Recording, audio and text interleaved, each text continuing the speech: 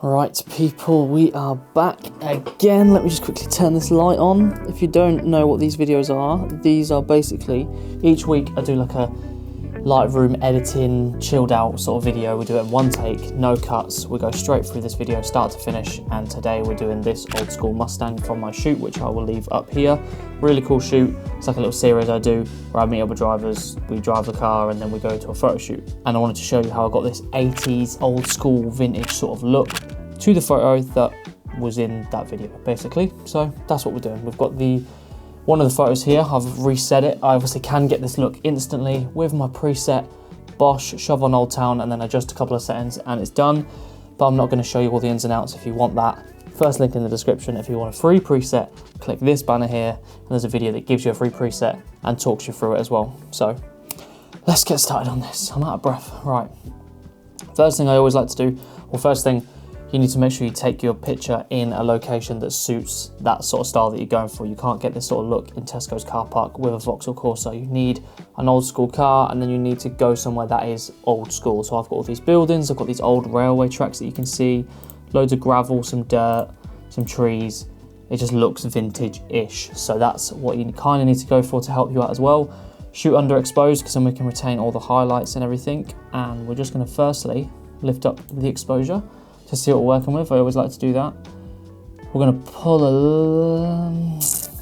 Contrast is a weird one because it adds saturation. So I think I'm going to pull contrast for now. We might adjust it later. Highlights I like to do because it gets rid of reflectiveness. So like you see that's affecting the car. So what I do is I'm going to edit this whole picture to the car and ignore the background, and I will edit the background afterwards. So let's just pull the highlights down so I'm happy with the car. Oh wait, that's contrast. Yeah, I'm going to pull the highlights all the way out because I want that dull look and to be able to see through a little bit more of the paint.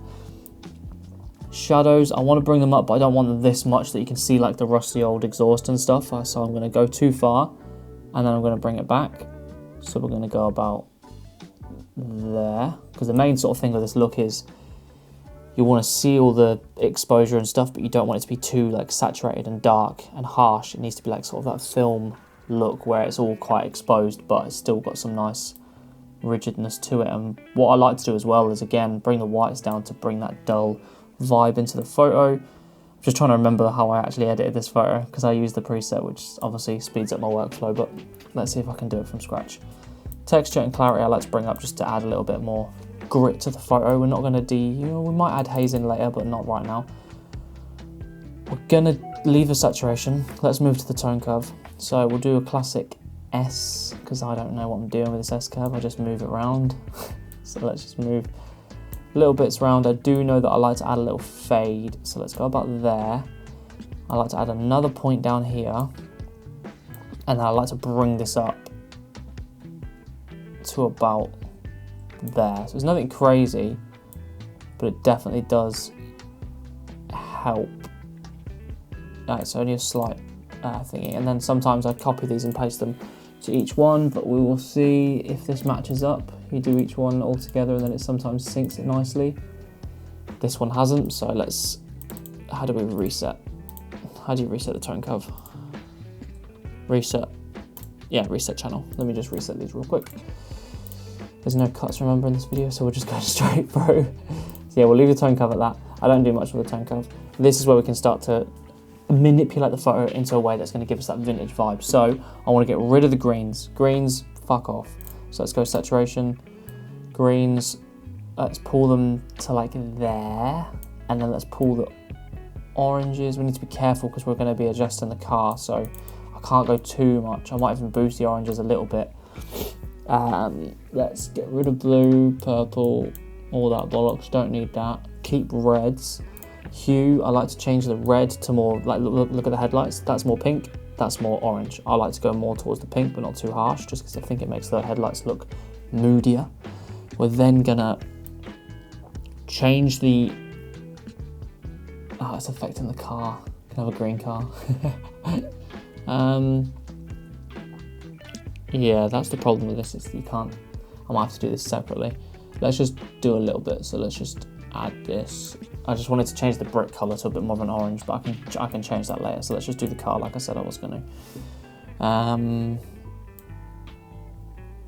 nothing too crazy with this. I'm just going to pull the luminance up on the oranges, a little bit there, and then yeah, I just like to boost the main colours that I want and then get rid of the rest and desaturate them so it's more yellowy. Where's the green? Let's turn that to more the yellow as well. So then that grass is a bit more like orangey. That gives me that old school sort of vibe. Then let's do the colour wheels, and this is a great way to add colour into the areas that you can't actually affect on their own. So the shadows, I think I want to do like an, what do I want? Do I want warm shadows? Let me try it, but then I might want warm midtones actually. Yeah, I think I'm going to do warm midtones, and then I think I'm going to do like a colder shadow, and then highlights. I kind of just don't really. Maybe we'll go like a mid-greenish. Yeah, we'll do a little bit of a green tint. I don't like to go crazy with these. I just like to add a little bit in. And then I'm actually going to add in grain, which always makes me laugh because I'm spent all this money on this camera to get all these really sharp photos, and then I'm going to edit them in a way that makes them look worse. My throat's going. So I'm going to add grain. I don't care.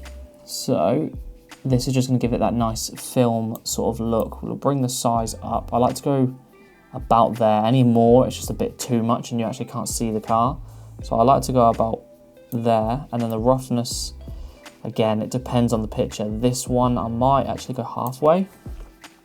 Yeah, I might go halfway. The amount of grain, I'm not going to do too much. Again, we'll probably just stick it to the halfway mark. It's going to slightly out of focus your photo, but that's not the point. No, that is the point. We're not supposed to have a really sharp photo for this old school look. We need that sort of rough edge look to it. Camera calibration, I feel like people don't use this enough. This is really going to change how your camera sees the colours. So for me, I'm going to go a little bit there. I'm going to desaturate it, and then let's go here. All of these settings is just a case of moving things around. So I'm looking at the grass right now. Yeah, we'll bring that to about there. We'll desaturate again. I love desaturating stuff. I just think it adds a more realistic look. I think I'm going to go a bit more of a green tint on that. Desaturate again though. Yeah, I think I'm going to leave it there for colours and stuff. I kind of want a little bit more richness out of the car. But what we can do now, let's just make sure it's straight. It already was, so I've just ruined it. What I like to do now is go to the adjustments, and now we can start to affect each area. So I like to set the base for the photo, and now we're going to go through and add the little adjustments that I do to most car photos to really separate everything. So what I like to do is to add like a sunbeam and then a shadow section. So as you can see, the shadows are under the car. There's a slight bit more shadow to the right because there is a building there blocking it. So we're going to do the light source up here, even though there isn't one, but we're just going to add one. So we'll go about there, and then we're going to bring it more to the orange. So it's more of that orangey sort of vibe coming into the photo. We'll bring the highlights down a little bit because we don't want it to be too blown out.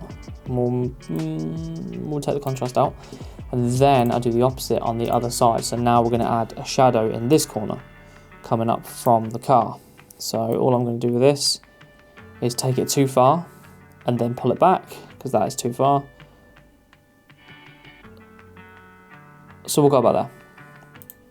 So let's look at that. I press F if it loads. Yes, it's just added that nice little, I don't know, it just looks cool. You don't even notice it, but there's just a nice light source up there coming into the darkness up here. That might even be a bit too much grain now looking at the photo full screen, but we'll sort that out in a second.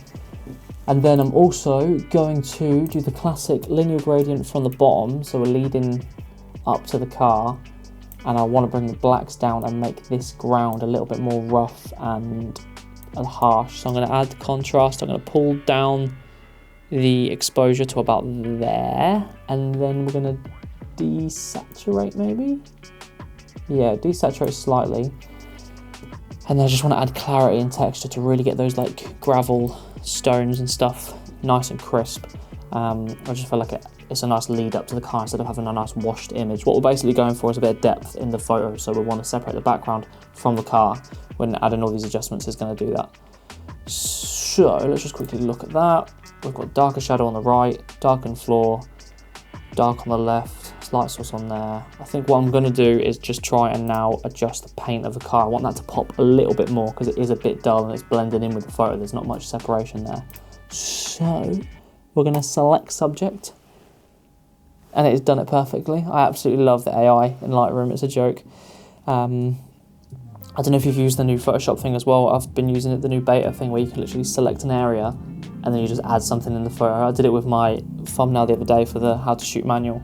And it just added this whole background to the photo that I didn't even ask for. It's pretty sick, so definitely try that if you haven't. But yeah, all we're gonna do with this is add a tiny bit of contrast, and we're just gonna boost the saturation and just get that orange back in the car. So again, I'll go too far and then I'll pull it back. It's the best way to do it. Probably about maybe there, maybe even add a bit of, that's a bit too much, no. So yeah, we'll just add that there. Yeah. And I think that, oh no, radial gradient.